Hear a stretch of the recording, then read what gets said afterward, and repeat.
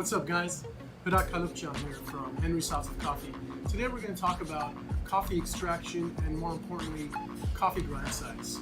Coffee grind size is a question we get asked a lot from our customers, and what they want to know is, what's the correct size for their French press, or what's the difference between a drip versus a cone filter. So let's take a look and find out more about this. Let's go.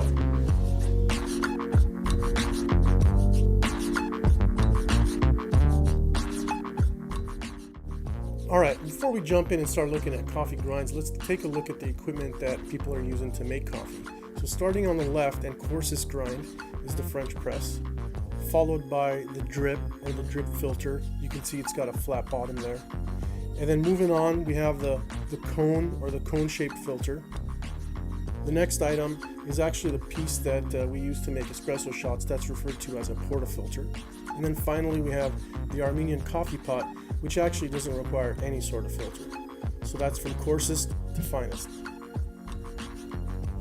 All right, let's start talking about extraction, because that's really important. It's the key for these grind size. What we want to look at is, first of all, how is coffee extraction defined, particularly in the Specialty Coffee Association? So by definition, it's the percentage by weight of the grounds that are dissolved in the water. Okay, so I'm going to give you an example here.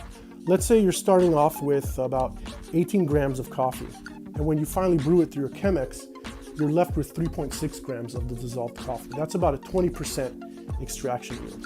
And why that's important is because the optimal range is between 18 to 22%. Anything less than that, it's going to stay sour and grassy. Anything more than that, it's going to take very bitter and just not really clean. The three factors that are affecting this extraction yield are water temp, brew time, and of course, grind size. And that's what we're going to look at next. We're going to assume that we have some really big, coarse coffee grounds. But since I don't have that, we're going to use sesame candies. And yup, I broke them in half, one by one. And I may have eaten a couple while I was getting ready for this video. But the point I wanted to make was, when you're pouring water over these sesame candies, there's no extraction. The extraction yield is actually very, very low. You can see the water just flowing right through here. In this next angle, you'll see it just straight brewing directly through the grinds. Now, conversely, if we were to look at something very, very fine, like powdered chocolate, for example, there's going to be an extremely high extraction yield. In this angle, the water's not going anywhere. In fact, it's probably turning into mud. It's barely dripping through. And that's the main reason why we have these extraction yields, because the perfect range will also give you the perfect cup. Let's take a look at some of these. If you've ever come into the shop and wanted your beans to be ground, you notice the employees are using a knob on the right side of the machine to grind the coffee. And what they're doing is following a scale that we've developed that's based on the perfect grind size for the type of machine. So on the left, we have the extra fine grind, or the Armenian grind, at a number 1. All the way on the right, we have the coarsest at a number 8 for a French press. And then bunched in the middle, we have the espresso and Chemex at a 3.5. And for the flat bottom or drip, we have a 5.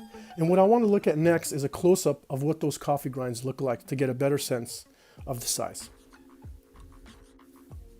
We're looking at a close-up here of the extra fine grind. It almost looks like powdered sugar. And then a little bit coarser, we have the quote-unquote drip grind. This is the flat bottom filter that we were looking at earlier in the video. And then on the coarsest side, we have the French press. So we've gotten from finest to coarsest. And that's it, folks. This is the idea of coffee grinds and extraction. That's how we do it at HOC. I hope this was a helpful video. Thanks for watching.